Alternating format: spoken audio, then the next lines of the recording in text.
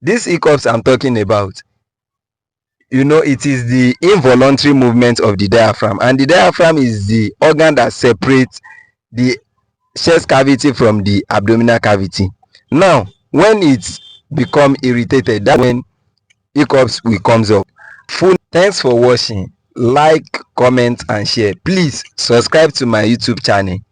Follow my page for more, please, till I come your way next time.